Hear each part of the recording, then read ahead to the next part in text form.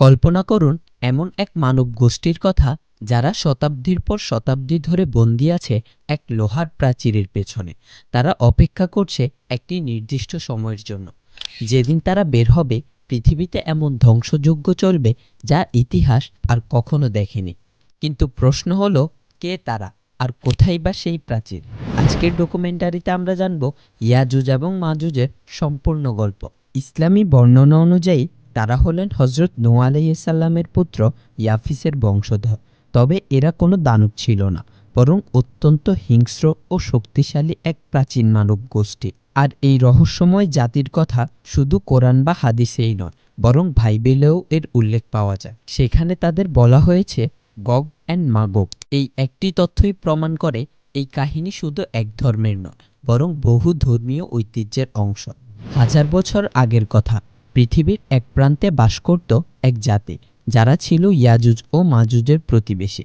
তারা সবসময় ভয়ে থাকত কখন ইয়াজুজ ও মাজুজ তাদের উপর আক্রমণ করে বসে। একদিন তাদের কাছে এলেন এক প্রতাপশালী বাদশা, তার নাম জুলকারনাইন। তিনি এই ধ্বংসাত্মক জাতির হাত থেকে মানুষকে রক্ষা করতে দুই পাহাড়ের মাঝে তৈরি করেছিলেন এক দুর্ভেদ্য প্রাচীর, যেটি বানানো হয়েছে কেবল লোহা আর গলিত তামার মিশ্রণে। হাদিসের বর্ণনা অনুযায়ী কিয়ামতের আগে একটি নির্দিষ্ট সময় আসবে, যেদিন সেই লোহার প্রাচীর ভেঙে পড়বে আর ইয়াজুজ ও মাজুজ আছড়ে পড়বে পুরো পৃথিবীর বুকে। তাদের সংখ্যা এতটাই বেশি হবে যে একজন মুসলিমের বিপরীতে থাকবে 999 জন ইয়াজুজ মাজুজ, অর্থাৎ তাদের সংখ্যা হবে আপনার আমার কল্পনারও বাইরে। কিছু হাদিসে উল্লেখ রয়েছে, যখন তাদের প্রথম দলটি ফিলিস্তিনের তারাবিয়া জলরাশির কাছে পৌঁছাবে, তখন প্রবল পিপাসায় তারা সেই জলরাশির সমস্ত পানি পান করে ফেলবে। আর যখন শেষ দলটি পৌঁছাবে, তারা দেখবে শুধু শুকনো মাটি ছাড়া আর কিছুই নেই। তাদের এই অভাবনীয় চাহিদা আর বিশৃঙ্খলায় পৃথিবী হয়ে উঠবে এক বিভীষিকাময় মৃত্যুপুরী।